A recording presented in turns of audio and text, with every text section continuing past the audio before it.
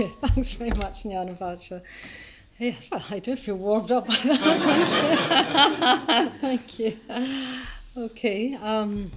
Do I have to do anything with these microphones? Good, thanks. Okay, well, very, very nice to see everyone. Lovely to see you all, and I'm particularly looking at the Mitras to be as well. They're here already, and they're really exciting. But that's going to be the next thing on our programme. I'm talking this afternoon on Parinirvana Day, and what I'm going to do is quite simple, really. I'm going to talk about the Maha-Parinibbana Sutta. We've already had extracts and stories from that today, so I am going to talk a bit more about that sutta and hopefully draw a few things out from it. Maybe not really draw them out, it speaks for itself, but just talk about it, just talk about my enjoyment of it. Maybe that's a better way of putting it. So this sutta is quite a long one. It's in the longer discourses, and it's the last days of the Buddha, as we've heard. It's a whole description of the last days of the Buddha. And one important thing to say from the beginning is it's the last days of the Buddha, and the Buddha knows it's his last days. He knows it's his last days by the sort of powers of a Buddha. He knows that it's his last days. And we're told something very kind of strong and very mysterious. We're told quite early on in the sutta that the Buddha has relinquished the will to live. I just wanted to dwell on that a little, because I find that, worth dwelling on, really. What does this mean, relinquish the will to live? I wanted, in a way, what I'm doing is just saying out loud my own sort of trying to explore what that can mean, because I know what it doesn't mean, but I'm not sure I know what it does mean. So it definitely doesn't mean, in the terms of the Buddha, relinquishing the will to live doesn't mean having a wish to die. So it definitely doesn't mean having a wish to die. The Buddha no longer has got this kind of, it hasn't, the Buddha, it isn't the wish to die, because the Buddha hasn't got a wish for anything. By the time you're a Buddha, you're not wishing for anything. The only way I can sort of imagine this is that somehow the fact of death, the fact of one's own death, has become irrelevant. It doesn't matter. It's for us, unenlightened, it's a big thing, the fact of our death. Well, it is. It certainly is for me, and I'm realising that more and more. But it's become, it's not relevant or not. And I think that it must be true that can only happen when there's a force much greater than that working through you. I think in order for something that to us is so huge, the fact of our own deaths, to be, not relevant anymore for oneself, that could only happen if there's something much more relevant in a way, if there's a force much greater working through you. So I think that must be true of the Buddha at this point. There's something much, much greater working through him. And I think to know how great that new force is, one has to understand more deeply what a strong force that will to live is. And I've recently, I think, got a taste of this. I'm not usually so aware of it, to my sort of shame, really, in a way. I mean, as a practicing Buddhist, once I should be reflecting on impermanence all the time. I'm afraid I'm not. But I was on quite a long retreat the year before last. I was on retreat for 5 months. It was 2 separate retreats, but joined together. And I felt like by the end of those 5 months, I was on a solitary retreat by the end for 2 months, I started to feel just the depth of how much I wanted to be, and how, for all my kind of niceness, for all my metta bhavana, for all my kind of how much I do genuinely love people, but for all that, at the end of the day, it was very, very clear to me. I've said this in this room already beforehand, that the person on this earth who I least wanted to die was myself. That was very, very, very clear to me, and sort of quite shocking. That when I thought of, when I brought to mind everybody I loved, I thought, what about them? What about them? It was like, no, never mind about them. It's this. It was very, very primal. And a bit shocking. And it was interesting, when I came back from that retreat, I was talking to my friend Damadina, who is a friend in Kalyana Mitra, and someone I have great respect for her wise opinion. And she said that she thought maybe I had touched on that primal force of that will to live that the Buddha relinquished. And that was what... So in a way she saw it as positive. Although it was shocking, she said, at least on yourself you got down to that level of that primal, that primal force that's our strongest force, and that a Buddha has converted into a force for good in the world. We call it the Bodhichitta. That is stronger. That's the stronger force. In a way, that's what makes a Buddha a Buddha. Is that stronger force is working through him, or her, or them. But I think what I just wanted to emphasise is how strong it is. I just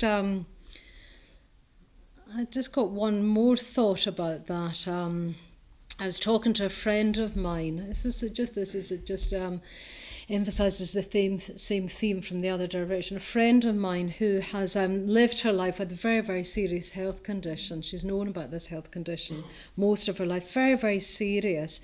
So she's always known that her life would probably be foreshortened. She's always known that. But for a while she was in relatively good health. And she's an order member. She said, I was talking to her recently, and she said, oh yeah, she said, when I think back to the letter I wrote for when I asked for ordination, she said, in that letter, she said, I put one of the reasons I want to, commit myself to the spiritual life is that when death does come, I want to die with the dignity and positivity and so on. And she said, and then this then was later than that, and she's still alive, but coming closer to death as a possibility. And she said now it's like death is just looking at her saying, that's what you think. That's what you think, that we can think, oh yes, I'm on top of this, but there's something very, very strong that, well, hopefully we will be on top of.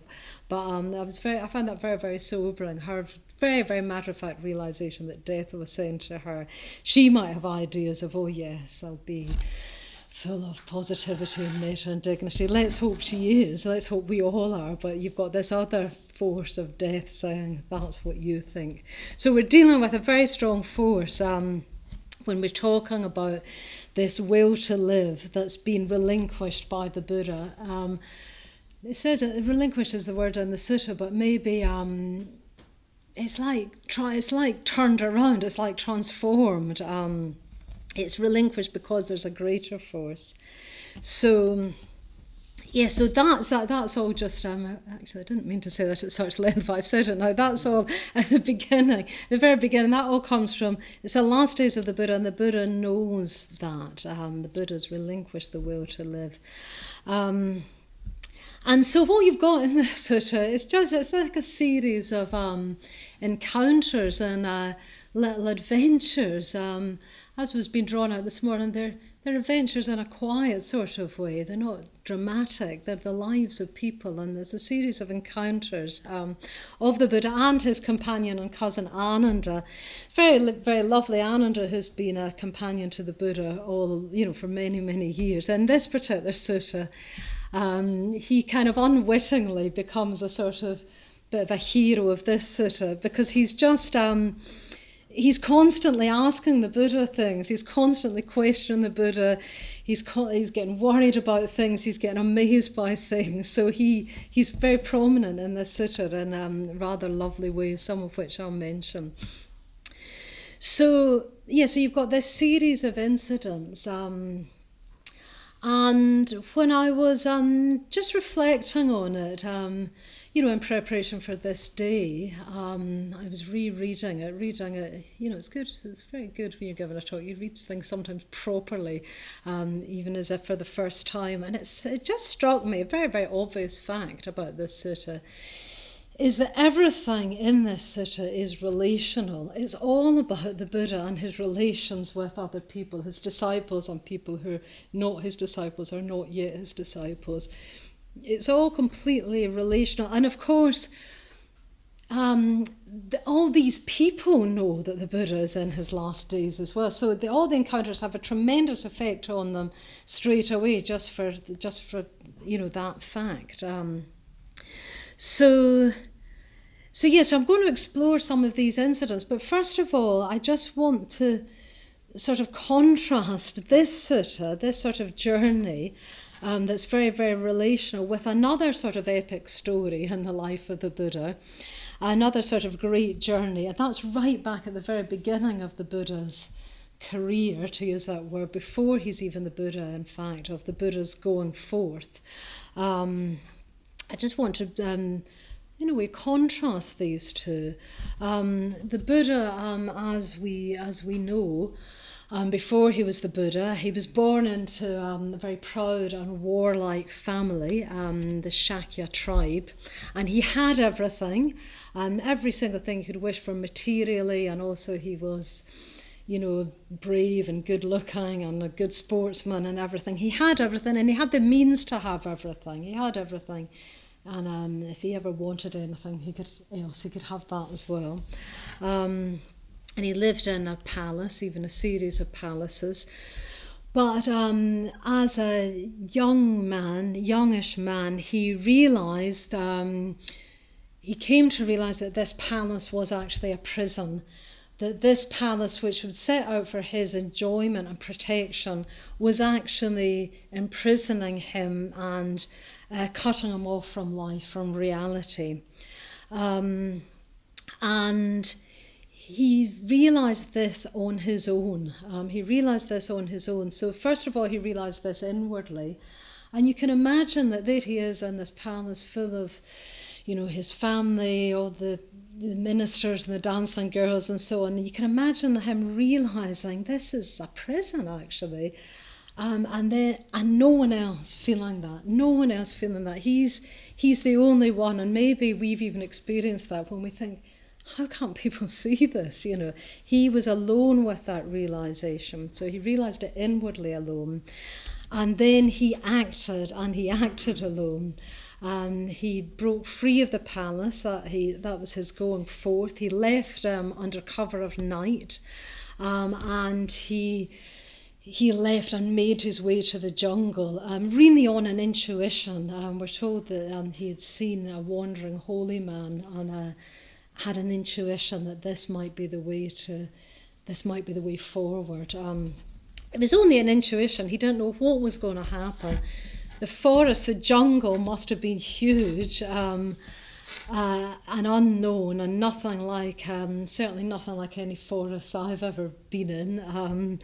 Even the sort of wildest, west of Scotland would have been nothing compared to the sort of jungle the Buddha to be would have been in, totally alone. And when I picture him these days, I picture this tiny, tiny figure in this huge forest full of wild animals and ghosts and so on, and completely alone. Then, of course, if we know the story, we'll know that he met two teachers. They taught him everything they knew. He quickly surpassed them, and they offered him leadership of their groups. But he knew that he turned his back on the sort of status of that. He knew he hadn't found the truth yet, so he left those two teachers as well. So again, you've got this emblem of aloneness. And then he fell in with people practicing asceticism, started to practice with them, became very famous for his own practice of asceticism and sort of mortification of the flesh and so on, and gathered a band of disciples round him, followers round him, but then realised that this wasn't taking him any nearer to the truth. Gave up those practices, which is quite a fearless thing, very, very difficult thing to do when you've been practicing something and getting a lot of praise for it, to give it up. But he gave up those practices. Those other ascetics left him in disgust. And then once again he was alone. And it was alone that he sat under the Bodhi tree and realised enlightenment. So, yeah, it just really struck me, the contrast between these two stories. That in the Maha-Parinibbana Sutta, as I say, it's completely in relation. You've got a journey, you've got the Buddha travelling, but it's completely in relation to other people. That struck me, the contrast with that first journey where it's completely alone, or it's again and again alone. And I was thinking, in that first journey, the Buddha was enacting what Sangha, our teacher, has termed the true individual. So the Buddha was going alone, not being swayed by praise and blame, not just doing things because other people thought it was the right thing to do. His father wanted him to be a king and so on. He could have had everything he wanted. The Buddha to be, didn't succumb to that.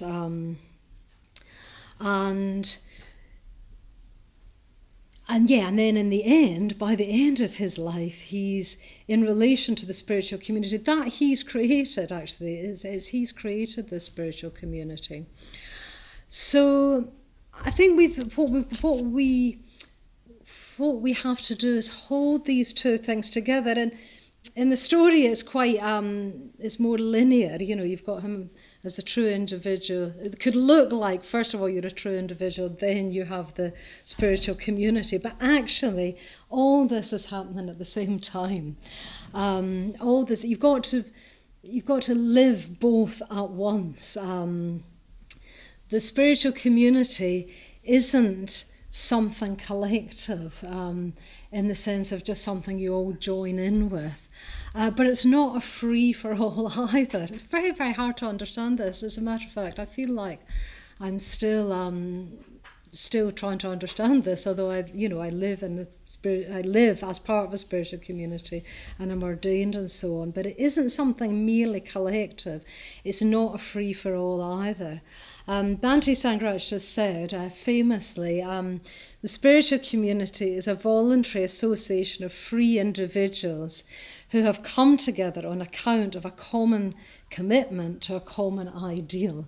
So a voluntary association of free individuals who have come together on account of a common commitment to a common ideal, that ideal being the three jewels. Now, that's in our Triratna movement, that's quite a famous statement, kind of, because what most people remember is the first bit. This often happens actually with things that Bhante says. Most people remember the voluntary association of free individuals, because that sounds quite good, doesn't it? You get it. Most people forget, or what I'm surmising that is I hear that quoted a great deal, usually when people want to do what they want,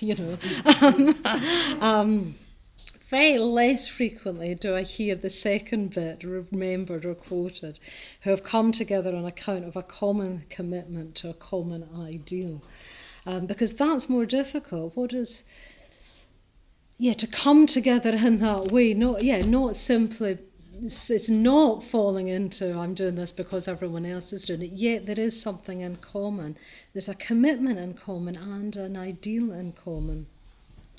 So if we're trying to live the Dharma life, we are trying to do both at once. We're trying to be a true individual and we're trying to come together on account of this common commitment to a common ideal, which is the spiritual community. And that trying to do both is enacted in our most important rituals in our community. It'll be enacted tonight in our Mitra ceremonies that we're going to have. Very, very it's very, very important that in our mitra ceremonies, no matter how many mitras there are, and tonight there's going to be 10, I believe, if I counted properly, that each one of those mitras to be individually comes forward and makes their offerings. That's really, really important. Even if there was even more, we still wouldn't crowd them all together, that each person comes together and individually makes their offerings. And what that's enacting, that each person is doing that as an individual, not because the friends are doing it, not because people have done it before, not because there's lots of people doing it. They're doing it because they have decided to do that of their own free will. But of course, they're not alone. There are other people doing it. So actually you discover, hopefully to your joy, that you weren't the only one doing it. That there are other people who are coming together on account of the common commitment to the common ideal. So it's enacted in our mitra ceremonies. It's enacted even more strongly in our ordination ceremony, which is two parts: the private part of the ceremony and the public part of the ceremony, which is enacting that same thing. In the private part of the ordination ceremony, we say, even if no one in the world was doing this, you'd still do it. In the public part of the ceremony, you're rejoicing that you are in fact not the only one doing it, but actually it's more than that. You're committing then to build that community to the common ideal. So both these things are they're both very, very important parts of the Dharma life. This ability to go alone when one has to, but also this ability to be part of and create a community together. So, having kind of made that kind of contrast, which struck me quite vividly, as I say, I now want to talk about the instance in the Parinirvana Sutta, some of which we've heard a few of already this morning, but I'll say them again, and I'll just go through them as they occur, and then say a little about them. So, the last meal. So the Buddha is already, he's very old, he's in his 80s, he famously says that his body's like an old cart just tied up together with bits of rope. He's already very old, he's already, his health isn't good. And then he comes to a certain place, and Kunda, the silversmith or goldsmith, metalsmith, says that he'll put on a meal for the whole assembly of monks. And the Buddha agrees, and Kunda, you can imagine Kunda's delighted to do this. It's a great honour to give a meal for the Buddha and the whole assembly. Kunda, of course, doesn't know that at this point that this will be the last meal of the Buddha. And what happens is there's one of the dishes that the Buddha knows isn't digestible. So what he says to Kunda is, that particular bit of food, just give that to me. Don't give that to the rest of the assembly. Just give that to me. And when I've eaten some of that, just bury the rest so no one else eats it. So the Buddha's the only person that eats this particular bit of the meal that he knows will be indigestible. And sure enough, it makes him really, really sick. He gets really, really sick and even gets dysentery after eating that. That sort of propels him into really his final illness. He already is ill, but this is just sort of tips him more. And so you already sort of see the kind of care he's taken to make sure no one else eats this.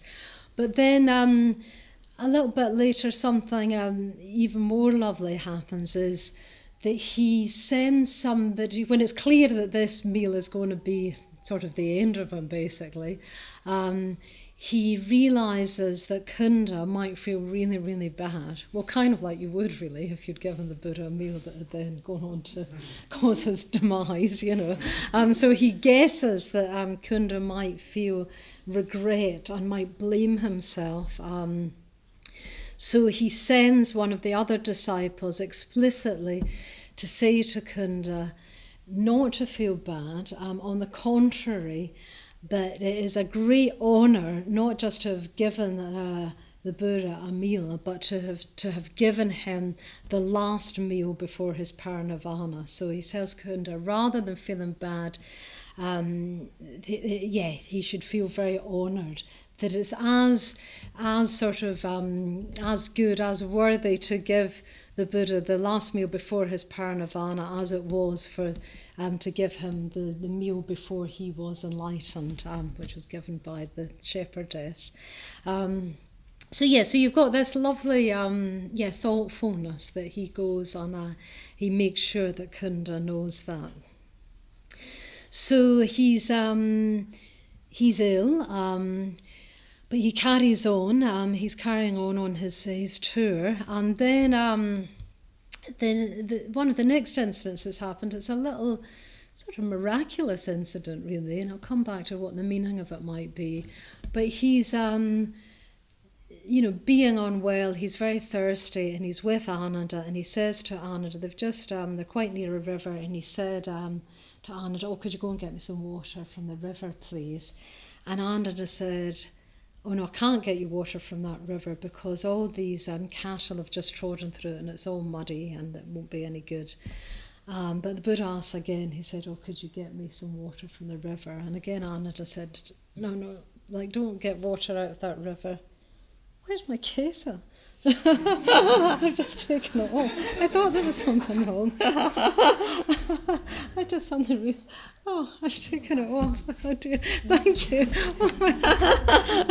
Thank you, Narapacha. I don't know what made me suddenly realise that there. I must have looked down. Oh dear, I'm all flustered now. So Ananda again explained that Ananda again said, "Well, this water's no good." And the third time the Buddha said, no, do get me some water from that river. And of course, because it was the third time, Ananda couldn't refuse. And again, miraculously, when Ananda went to get the water had miraculously cleared and he was able to give the Buddha some water. So that was a little miraculous part of the story, which I'll come back to. Then he carries on and then he meets someone called Pukkusa, I think that's how you pronounce it. And Pukkusa is a disciple, not of the Buddha, but of someone else called Alara Kalama. And he tells the Buddha how great Alara Kalama is, and how the incident describes is he says Alara Kalama was meditating and 500 carts went right past him, right next to him, so close that, the mud went on his robe. But Alara Kalama was so deep in meditation that he didn't even notice those carts go by and they didn't disturb him. So because they said to the Buddha, "Wasn't that amazing?" That Alara Kalama did that. And the Buddha said, he asked a question. He said, "What would be more amazing? Would it be more amazing to meditate and 500 carts go by and you didn't even notice? Or would it be more amazing to be meditating and there was a massive thunderstorm and bolts of lightning, and thunderbolts and lightning were sounding all around and lightning was striking the ground near you and, it was this massive storm. What would be more amazing?" And Pukkusa said, "It'd be far more amazing if you weren't disturbed by that storm than if you weren't disturbed by 500 bullock carts." In fact, he said it'd be more amazing even if you weren't disturbed by that storm, even if there was 1,000 bullock carts.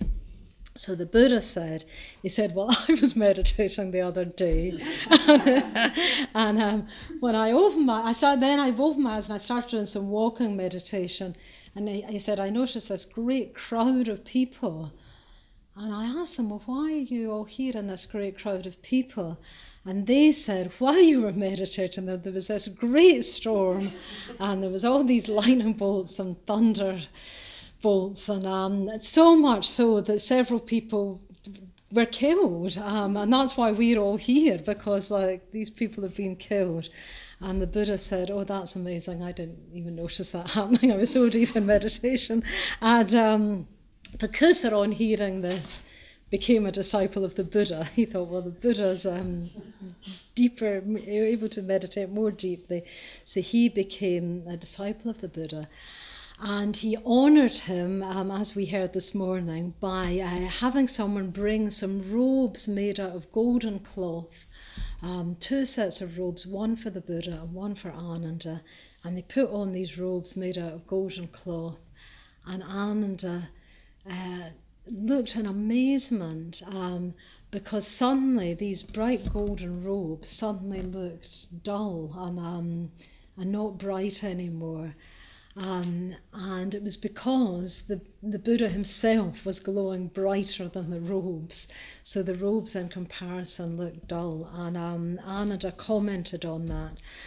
And the Buddha said there's only 2 occasions when this happens, at the Buddha's enlightenment and at the Buddha's Parinirvana. The Buddha's skin glows so golden that it's even more gold than these woven gold robes. So that's the story of the golden robes. And then they carry on and they come finally to the Sal Tree Grove. And the Sal Tree Grove is the Buddha's final resting place, where the Buddha will pass into Parinirvana. And as we and that's what we have echoed on the shrine. There's 2 sal trees, and there's a couch in between made of stone, and the Buddha lies down between these sal trees, and this is going to be his final resting place. And what happens is the trees burst into unseasonal blossom, and the blossoms just cover and rain down upon the Buddha. So a very, very beautiful image, again depicted here. You've got these blossoms raining down, and heavenly blossoms are raining down too. There's a little echo here, actually, well, maybe even more than a little echo. There's an echo here with another incident in the life story of the Buddha, when blossoms rain down. And you probably remember when the Buddha becomes enlightened, just on the brink of enlightenment, he's attacked by Mara, the Lord of Death, the force that holds us back. And Mara throws all these weapons, arrows and so on, and those weapons turn into flowers and are rained down on the Buddha. So again, you've got sort of contrast, well, maybe not contrasting, but sort of twinned incidents. At the enlightenment of the Buddha, or just on the brink of enlightenment, all the weapons are representing all the forces of hatred that have to be converted before the Buddha finally reaches enlightenment. So that's the symbolism of the weapons turning into flowers, is finally these last forces of hatred and ill will are turned into flowers. So you've got this amazing image of the arrows and weapons turning into flowers. On the Parinirvana, you've just got flowers. So, which shows there's nothing to be transformed anymore. Everything's been transformed. There's no vestige of anything that needs transformation. So all you've got is unending flowers. And these flowers are raining down. And the Buddha explains to Ananda that these flowers are raining down in reverence, but he explains that the real way to worship the Buddha is to practice the Dharma. So again, you've got this teaching there. And then the Buddha's still lying there, and he notices Ananda. He thinks, well, where's Ananda? Ananda's not there. And Ananda's elsewhere, and he is just leaning on the doorpost, just weeping. at the thought of that the Buddha's passing away and leaving him. Ananda's saying, I'm not enlightened yet, and the Buddha's passing away. My master, who's so kind, is passing away, and I'm not yet enlightened. And the Buddha gets someone to send for Ananda and brings Ananda, and he does three things. First of all, maybe it'd be too strong to say admonishes, but he reminds Ananda, he said, don't weep. He said, haven't I told you that all conditioned things are impermanent? Haven't I told you? Remember, this is my teaching.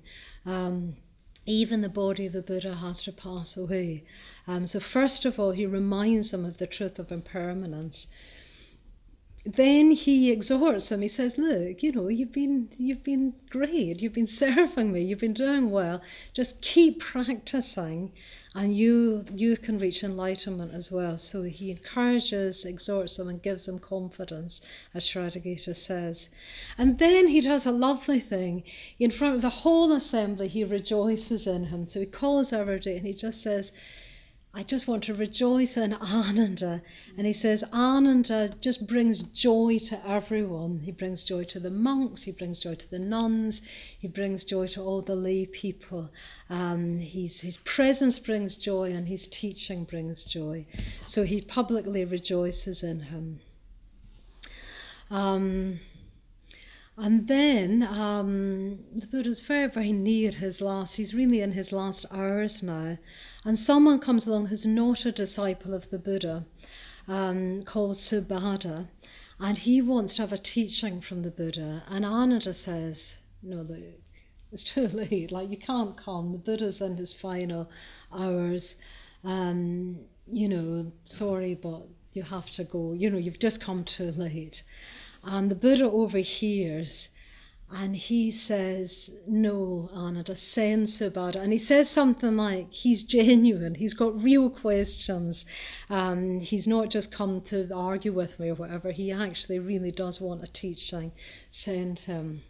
So Subhadra comes, and he does, his first questions are a bit funny. He gives this whole list of all these various teachers, and he's saying, are they enlightened, are they a stream entrant or whatever? So he gives this whole list and the Buddha basically says, never mind about all that, never mind who's enlightened and who's not, and who's got what attainments and who's not. That doesn't matter. He says what does matter is the Eightfold Path, and he teaches them the Eightfold Path. The Eightfold Path, of course, is the path of vision and transformation. So he teaches them vision, and he also teaches him how to live his life according to that vision. So he gives them some practical teachings. And then Subhadра's had another teacher before, but he wants to convert to become a disciple of the Buddha. And usually the practice is that if you've had another teacher, you have 4 months of probation before you get ordained. So that's the usual practice. And Subhadra says, he says, I'll have 4 years of probation. He said, I want to convert. He said, I'll do 4 years of probation. Not just 4 months, I'll do 4 years. And the Buddha says, no, you don't need to do 4 years. You don't even need to do 4 months. I'll ordain you right now. So he ordains him right now. So he's the last person to be ordained, and very soon he realizes enlightenment. And there's still something else the Buddha wants to do, very, very, very importantly, as he wants to make sure that there's no doubt in the assembly. Of course, by this time, everyone who's a disciple of the Buddha has come. They all know that these are his final hours, so everyone is coming. So there's a whole assembly of disciples. The Buddha questions very sort of solemnly to the assembly. He says, is there any questions? He says, if there's any questions, say them now. Don't wait, don't wait till I've died, and then don't wait till I've passed away and then think, oh gosh, we didn't ask that. He said, please ask now if there's any questions. And there's complete silence. And then he asks again, and again there's silence. And then he does a lovely thing. He says, he says, okay, he says, I know what it can be like. He said, maybe you're too shy to ask your question in front of everybody in case people think it's a silly question or so on. He says, if you've got a question, just whisper it to a friend and they can ask for you. So really, really lovely, isn't it? So he gives them a way of asking the question, but still there's complete silence. And Ananda said, he said, oh Lord, it's amazing, there's no doubt in the assembly. And the Buddha said, Ananda, you're saying this out of faith. He said, but actually I know that there's no doubt in the assembly. So there's no doubt in the assembly of disciples. And then having sort of assured himself that there's no doubt in the assembly, the Buddha utters his final words, which are, with mindfulness, strive on, and then he passes into Parinirvana.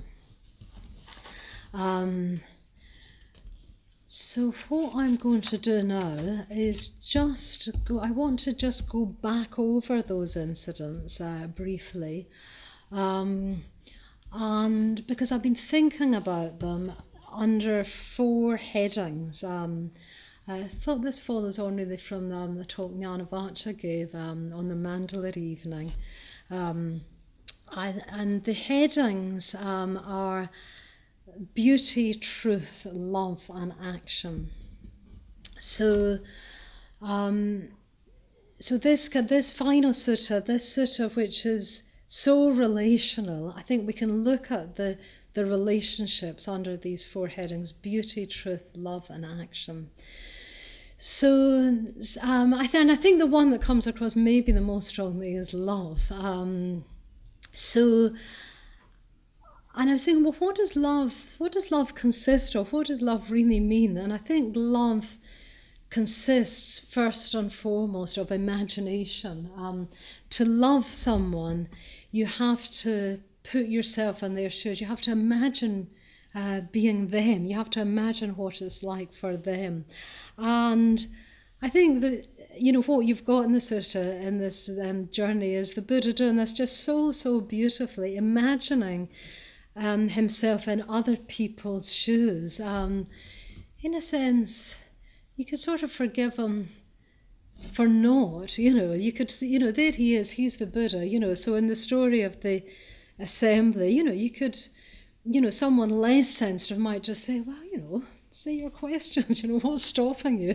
I'd probably be like that. I'd be like, come on then, But he very, very sensitively imagines what it might be like to be them with him, if you see. Imagines what might it be like to be with the Buddha, and maybe you had a question, and maybe you thought it was a silly question and you didn't want to say it. So he really...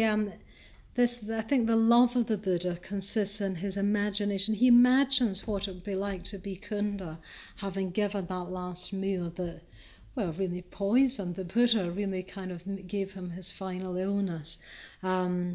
His love is born of imagination, sensitivity, putting himself in the shoes of another person, really imagining how they might feel, even if it isn't how you might feel.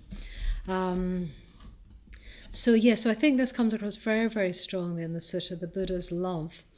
And then beauty, I think that the golden robe, the incident of the golden robes, is very, very beautiful in itself, and it's a metaphor as well. Because you've got these golden robes, when they were given as a gift by the giver, they would have been the most valuable, beautiful thing imaginable. What could be more beautiful than a cloth of gold, finely woven? But then the Buddha glowed even brighter. So you have the best thing imaginable being surpassed. And because it's surpassed, from that point of view, the robes look dim. And it's sort of that way round. The robes, in a way, are beautiful, but only from the point of view of more beauty do they look dim. Something that was unimaginable, then they look dim.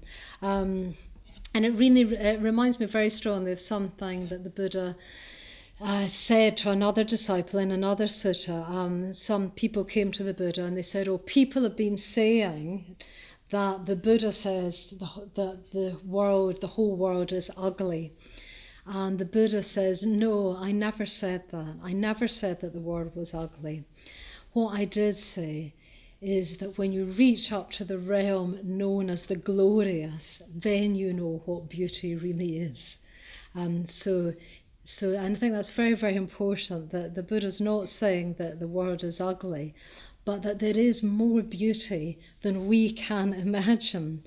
And I was thinking, perhaps on a more ordinary level, but still on a very special level, that this is what spiritual friends do for us when they see our potential. They see more than we can see, maybe even more than we can imagine in ourselves. I remember this very, very clearly when I first came along to the Buddhist Centre. Where the larder is now, we used to have a cafe. Many of us, Shradagita and I and many others of us worked there. It was called the Cherry Orchard. And when I first came along to the Buddhist Centre, I was in my very early 20s. I was on the beginning of what could have been actually quite a good little career. I had quite a prestigious job with the Royal Society of London, editing their science journals. And I used to come and help in that cafe. It was a team of women on a Saturday, just sweeping the floor and so on, washing up. And I remember very, very distinctly one day leaving my sort of volunteering shift and clearly having the thought to myself of these women here, they believe in me more than I believe in myself. I had that very, very clearly. They believe in me more than I believe in myself. And it was at that point that I decided to give up the Royal Society job and come and work in that cafe, which I did for the next 10 years. But something very, very strong about people seeing more in me than I saw in myself, which is a bit like the golden robes, something that I couldn't imagine. I heard a slightly different version of that in a talk by a young woman, Mitra, the other day. She was talking about Sangha and what Sangha and spiritual friendship meant to her. And she said that she wants to live up to who her Kalyana Mitra thinks she is. I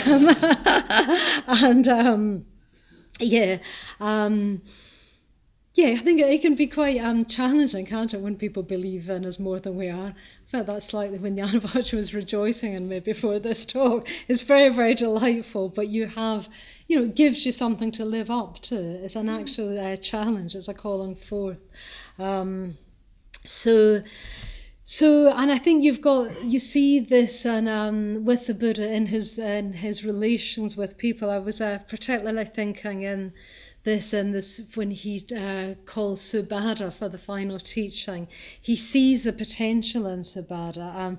He doesn't take him at face value. He doesn't even take his initial questions at face value. He sees that actually, in a sense, Subhadra is asking these questions, but that's not really what he means. There's more to him than that. So he sees the potential. I think beauty and faith or Shraddha are very, very linked, because it's that quality of there's something more. So the path of beauty is akin to the path of Shraddha. There's something more, and very often we need other people to help us to see that something more. And then truth. I was thinking about that right back at the beginning of that bit of the sutta, that miraculous incident of the waters clearing. I think that's a metaphor for truth, that you've got these muddy waters that miraculously become clear. I think that's a metaphor for the fact that the Buddha, as well as operating through love, as well as operating through beauty, will always operate through truth. And you see that quite explicitly when he calls Ananda, when Ananda's grieving, and just reminds him that, Ananda, what have I been teaching you all this time? The truth of impermanence. But I think I think in that incident with Ananda, you actually get the three of these qualities together. You get love, truth, and beauty all together. And I think this is what I want to draw out, is that they've got to be together, these qualities. If we're creating spiritual community, if we're being a friend, you have to have them all in operation. So with Ananda, if you remember, the Buddha tells him the truth of impermanence, reminds him of that, but he doesn't just leave him with that. If he did, that might be a bit sort of cold. If he just said, look, stop your crying, I've told you all things pass away. He doesn't just leave him with that. Then he exhorts him. He sees his potential. That's the seeing the beauty. That's the seeing the potential. He says, look, you could get enlightened. And later Ananda does get enlightened. He said, look, you've been serving me well all this time. You have got that potential for enlightenment himself. He gives Ananda confidence. And he rejoices in him. So the love is very, very clearly there. He brings in, he reminds him of the truth. He exhorts him and he rejoices in him.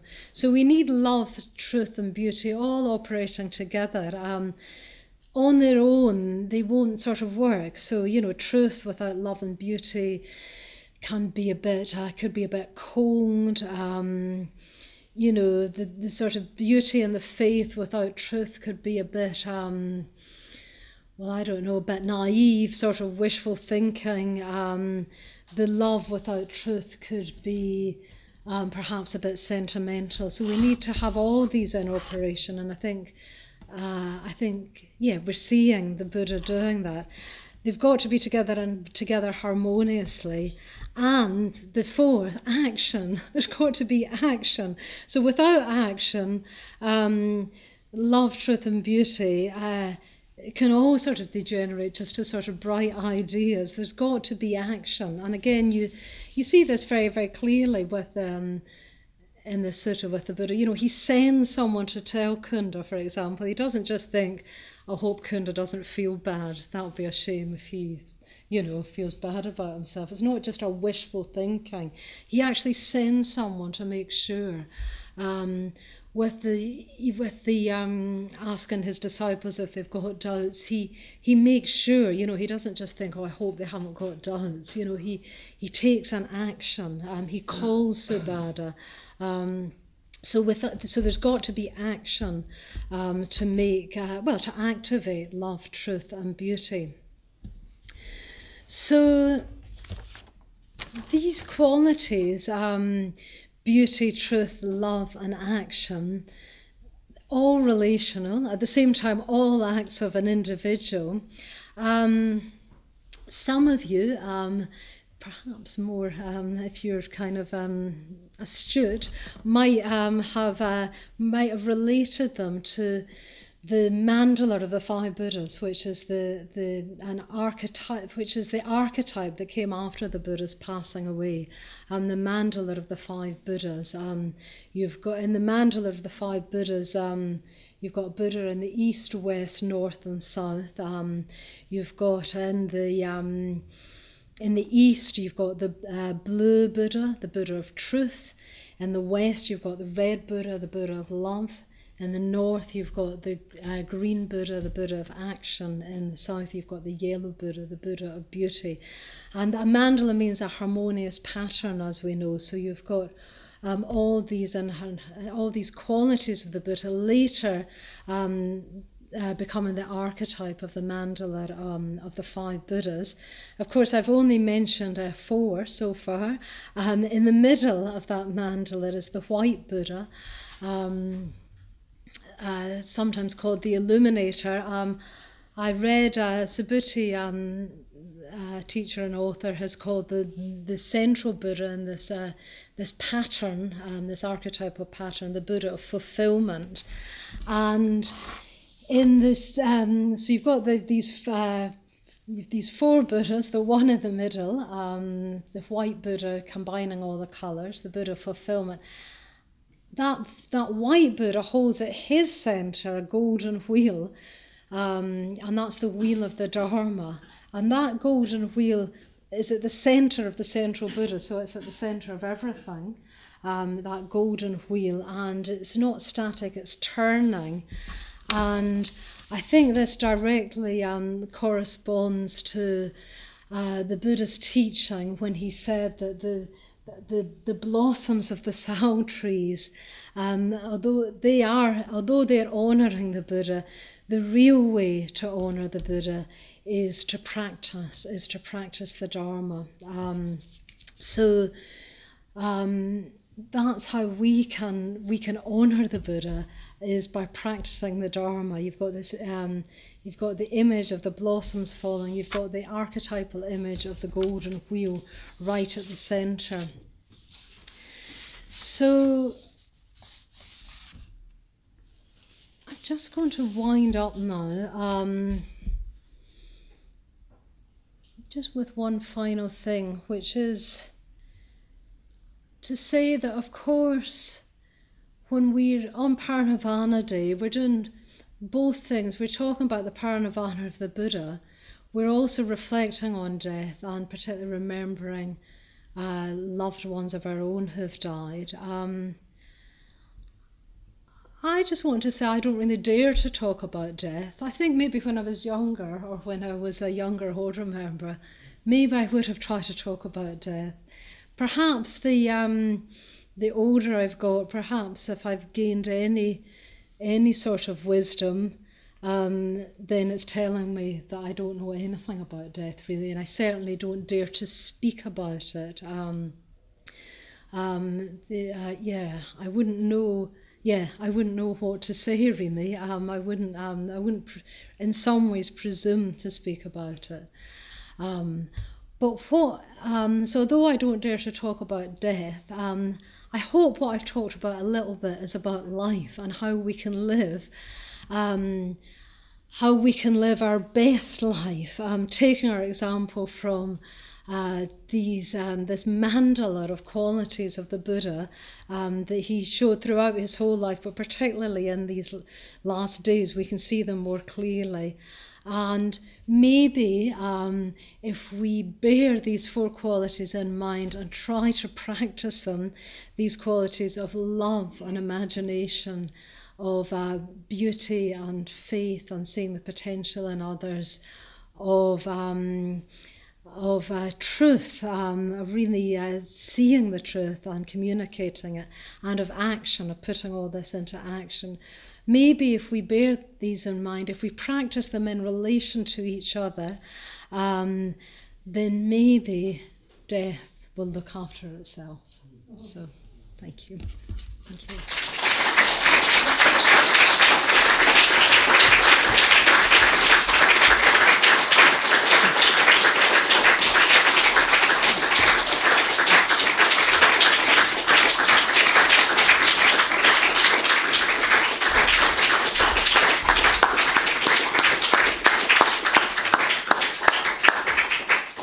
Just want to say thank you very, very much to Subhadramati for an exquisite, a wonderful, intelligent, penetrating talk. I was rejoicing in Subhadramati earlier. I could have rejoiced in Subhadramati as exemplifying those four qualities of love, of beauty, of truth, and of action.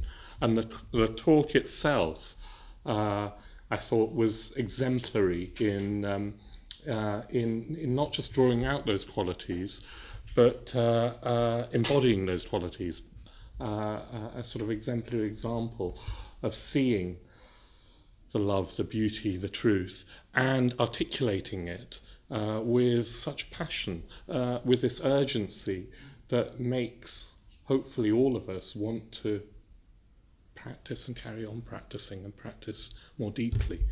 A very intelligent, penetrating, beautiful talk.